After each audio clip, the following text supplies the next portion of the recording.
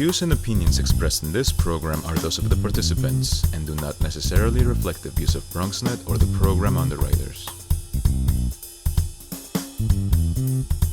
Welcome to today's verdict. We have a huge show today. We have Assemblyman Dan Quart on the show. Is going to be talking about schools reopening, why he is not sending his own kids in person back to public school. It's been all over the news. He will be here. Wonderful. We also have Congressman Adriano Espaillat coming back. He'll be here to talk about the Revel Scooters, what he's been doing to try and make sure that you're safe when you're using the scooters, and a lot of pushback on that, as well as his pushing of the HEROES Act in terms of monies for those in need during the coronavirus. And finally, we have Tara Gordon on. Pilates instructor, owns a studio as well. She's been impacted. Many of these small studios have been impacted and haven't been able to open. And we're going to let you know where that stands. So as you can see, we have a ton to get to. So stay tuned. Today's verdict starts right now.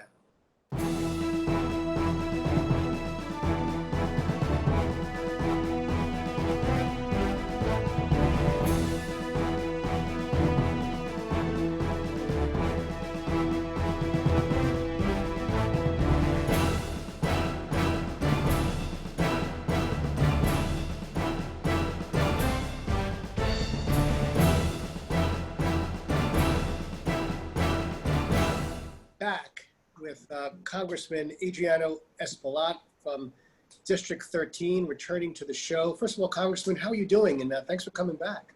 Thank you. Thank you for having me. I love to get on BronxNet, and thank you so much. Listen, you do a good service for the community, so it's really our pleasure. Let's get down to it. Talk a little bit about some of the things that you've actually been very active with, and we discussed it a little bit the last time you came on, and that's the whole Revel Scooter issue, and the fact that some people thought it was a little dangerous. Why don't you just refresh the viewers as to what had been going on with this particular issue? Well, the first thing I want to say is that Revel scooters are not bicycles, right? And so they're motorized scooters, and they go about 30 miles an hour, but they could go faster down a hill or depending on the terrain. And their services were suspended several weeks back because 2 people died and several were injured. And so we met with the CEO of Revel, Frank Reek, and he agreed to take a relook at their guidelines and their procedures. And he's come up with some new guidelines and procedures for users, which mandate that they take training, right? And they're going to have these training sites throughout the city. But in addition to that, through GPS, they're going to monitor the users, and they're going to determine whether or not they're taking a red light, stop sign, whether they're going against traffic on the sidewalk, and they will be suspended. Those folks that violate traffic laws will be suspended. In addition to that, I think that they're going to take a look at these numbers, in about a month's time, and see how safe all these new procedures are. So let's see what happens. We want to see whether or not they'll be able to conduct business in a safe manner that will guarantee the safety of pedestrians and their users. Yeah, because remember, it's not just those who are on the scooter. It's a lot of the pedestrians who are crossing in crosswalks, or who can get sideswiped very easily. It's tough enough sometimes, by a delivery man, if sometimes you get hit, as they're bicycling by, but certainly a scooter goes a lot faster. One question about the scooter is what concerns me is the helmets. Are they going to be mandated to wear helmets? I always feel somebody should wear a helmet. What are your thoughts on that? Absolutely, they have to wear their helmets, and of course, they will be suspended if they're not wearing the helmets. But I would like to see Revel's ability to monitor continuously the user's wear of the helmet. Many people have reported already cases of folks not wearing the helmets. So they take a selfie when they put on the helmet, but they could very well just take it right off. So I'm sure there is technology out there that will monitor the continuous use of the helmet and leading to a suspension for those folks that are not using the helmets. And just, from a perspective as an attorney, I don't think that, those using the scooters really understand that there's no fault insurance when it comes to these scooters. Similarly, with respect to motorcycles, you're not covered automatically by your own insurance company if this ends up happening to you. Whereas if you're in a car, the no fault insurance would take care of you, whether it's State Farm, Allstate. So you're really at a risk if you do get injured here. And I really hope that people who do take this on in the next couple of months realize how dangerous it can be.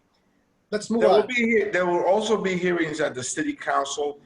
Councilman Rodriguez, who chairs the Transportation Committee, is looking at a potential legislation that will mandate a special license for folks that are using this type of scooter.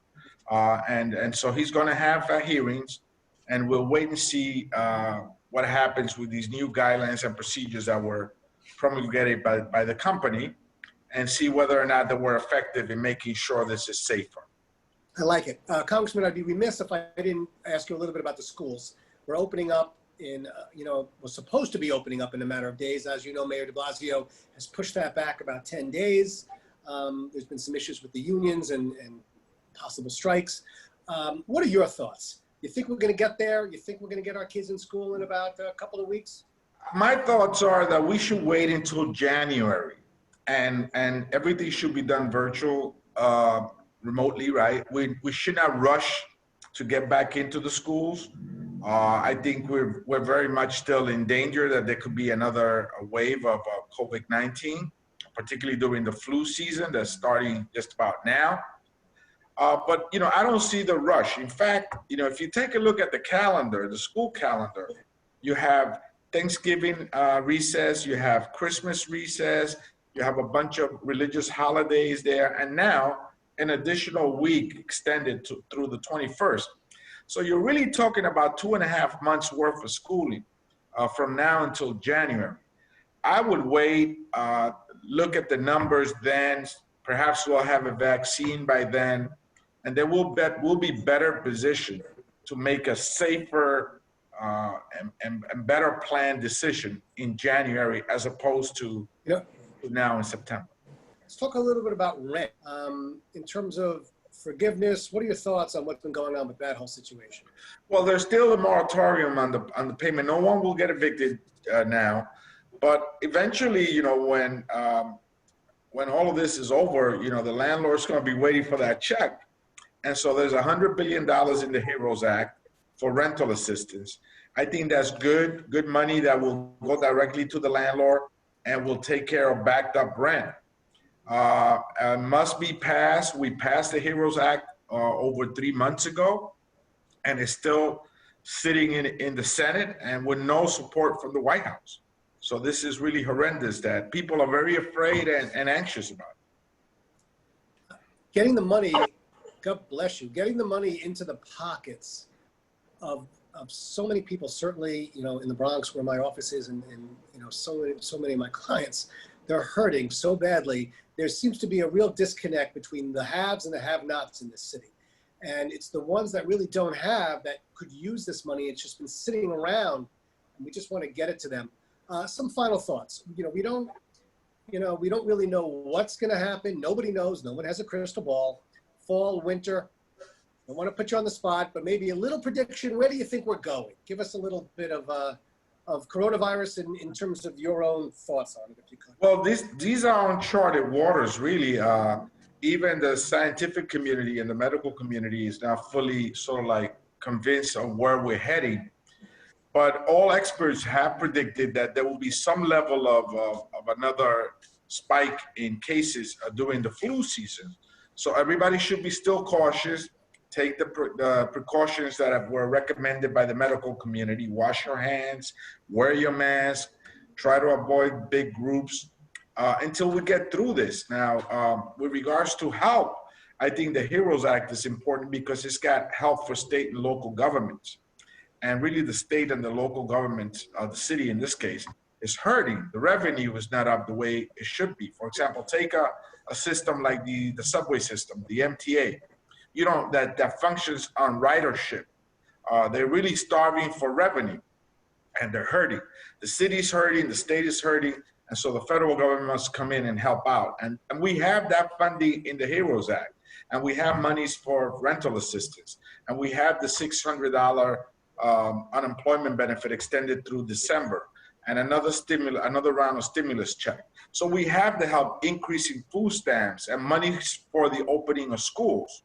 So a $3 trillion HEROES Act, which we have agreed with the other side that we could very well agree on a $2 trillion as opposed to $3, but the White House and Mitch McConnell continue not to pay attention to the plight of the American people. So that's where we're at right now.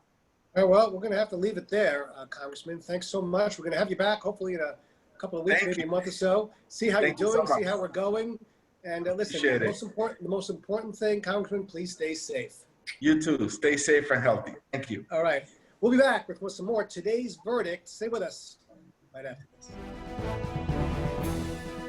All right, we're here with Dan Quart, Assembly member, the Assembly District 73, friend of mine, by the way, and we're so happy to have him. Dan, how are you doing today? I'm doing well, David. It's good to see you. It's been some tough times. I know your district covers much of the Upper East Side. What are your thoughts lately? Things seem to be calming down, getting a little better. Do you think we're heading to a second wave? What are your initial thoughts about where we may be going at this point? Well, what an incredible, difficult year for everyone, but especially parents and children in my district on the Upper East Side and everywhere throughout Manhattan and New York City. Things are getting better. The infection rate is lower. Social distancing and precautions that we all took and the sacrifices through March, April, May have worked, but they are not foolproof solutions. A vaccine is. So we have to continue to be vigilant, and that brings us to the issue of the reopening of public schools, of course. Which is really my main focus in my discussion with you right now, because you have younger kids. I have a 10-year-old. It's time. It's September. Everyone's getting ready to go back. Let's talk about the public schools. And you've been fairly vocal in terms of your position. Why don't you let the viewers know what your thoughts are with respect to opening public schools during this time? Well, I'm a proud parent of two public school kids, a 13 and 8-year-old in schools on the Upper East Side. I also have family members, a mother and sister, who work as social workers in the public school system. So this is very personal to me. I decided not to send my kids back to public school, and it was a very difficult decision because I know how badly kids need to be in a social setting, cognitive skills and other, but I just was not convinced that this reopening, even 2 days a week or 3 days a week, could be done in a safe way for my children and for my family members. So I've decided to opt out, but I also understand that thousands of public school parents don't have that option. They need to go to work each and every day. So unless we as a government can find a child care option or other options, we do need to do a better job of finding alternative options to help parents address this matter if there is to be remote learning. Let's talk a little bit about the community itself. Not just everybody getting back to school, but there are some fears. There's some fears that there's an uptick in crime. There are just some fears that just in the neighborhood itself, it's a little unsettled. Are people coming back? Are people going to stay away from the city? Where do you sit? What side of the fence are you on? Well, certainly it is a difficult time. Many of my constituents are elsewhere or not full-time on the East Side. They hope to return, but they have not as yet. So it's a different type of atmosphere on the Upper East Side of Manhattan than is normal. Normally at the end of August or September, many families are returning from vacation, getting ready to send their kids to school or getting back into the swing off a vacation at the end of August. That's not how it is right now on the East Side. And so things are much different. I think I'm also very concerned about small businesses and restaurants and bars and our ability to keep them open and keep them open after the weather becomes more cold with outdoor dining and outdoor seating. It is of grave concern to me, and I've been personally involved in efforts by small business to work with the city to have outdoor seating or outdoor dining. It looks like we're going to be voting by mail. Most of us will be voting by mail. If we vote at all, we're going to go and we're going to vote by mail. Post office has not been doing the best of jobs as of late, and I think that's an understatement. Your thoughts, and where are we heading? That is an understatement, David. I think we have to remember the U.S. Postal Service is a public good. The collective benefit it generates is worth the cost.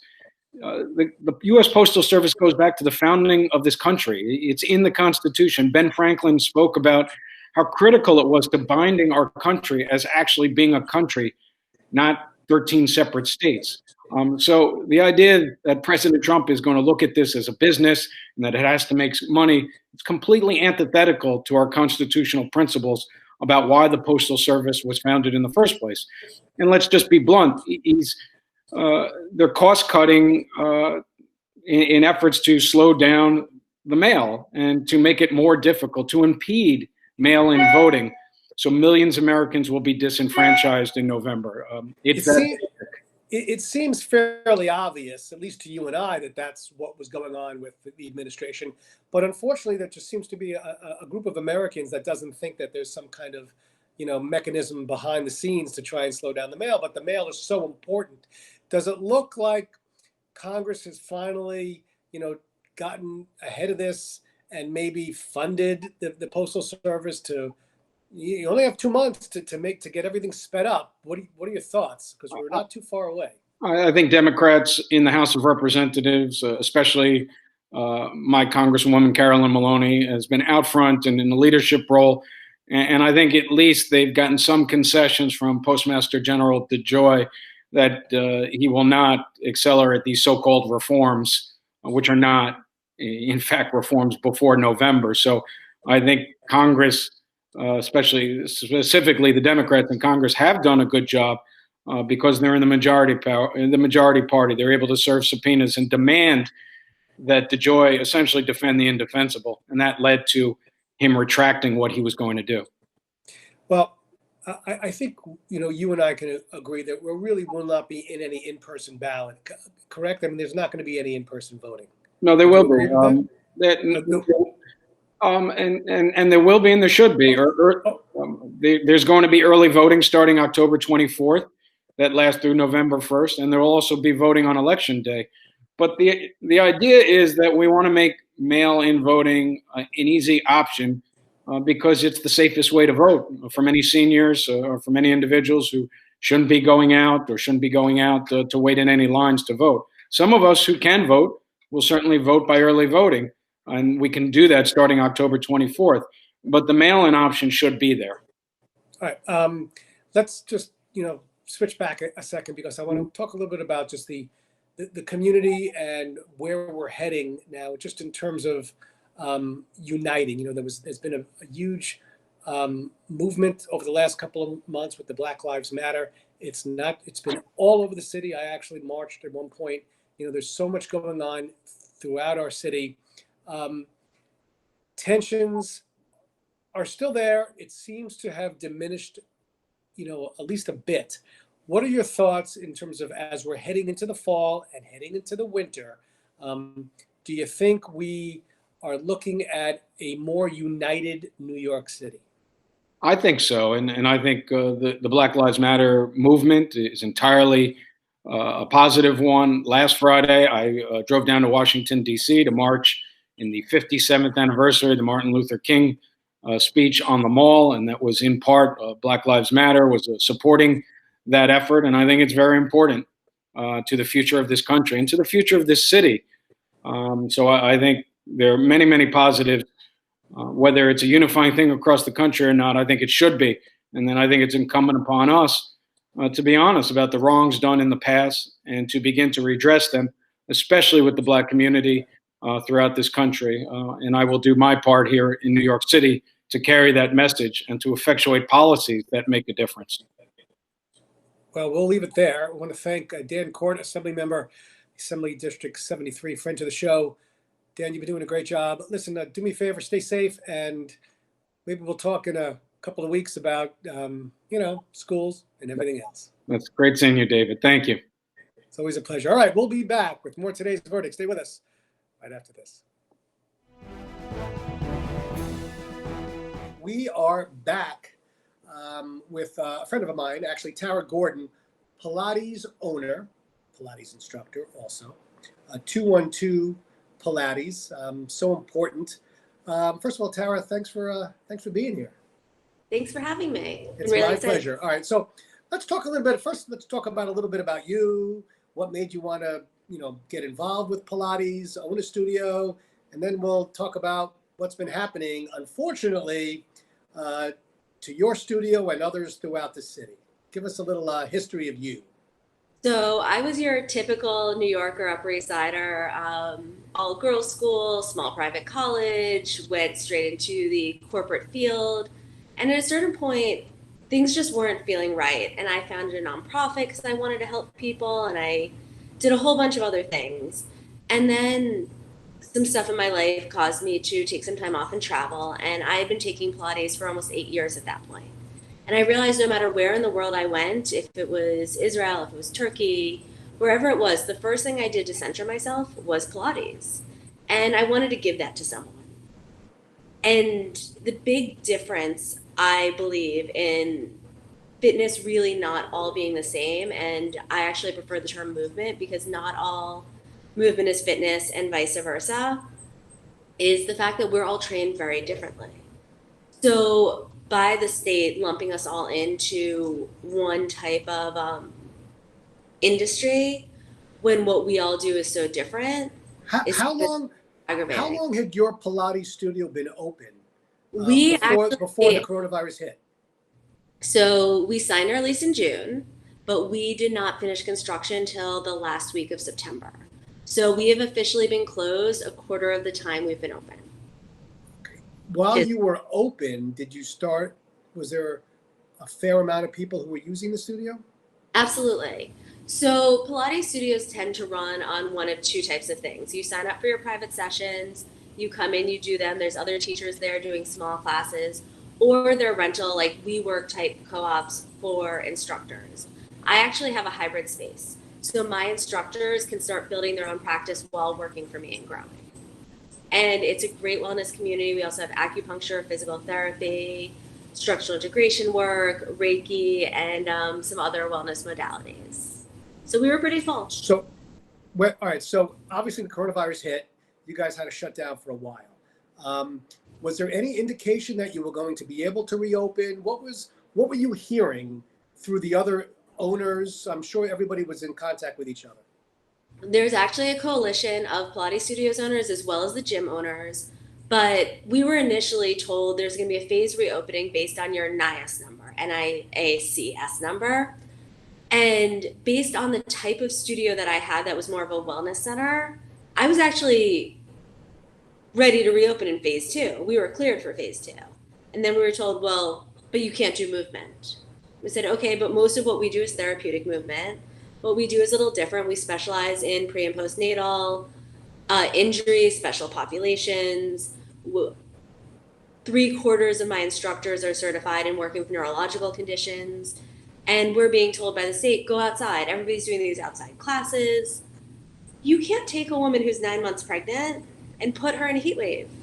And you can't take somebody with MS and ask them to work out on uneven ground without temperature control. It's going to create rigidity and spasticity. And not all studios are as specialized as mine, but most Pilates studios come with a set of instructors whose education and then continuing education rival what a lot of PTs deal with. So we were thinking that at least one-on-one was going to be allowed to open.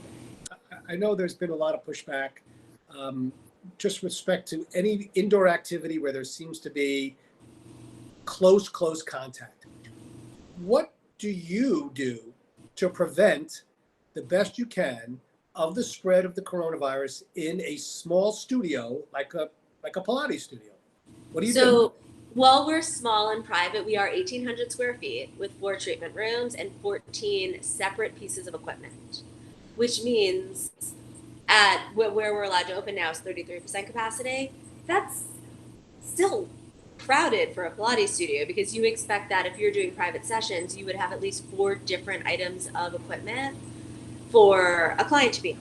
So a reformer, a Cadillac, a barrel, a chair, and then usually some mat space. So I would typically have 4 people in 1,800 square feet as was.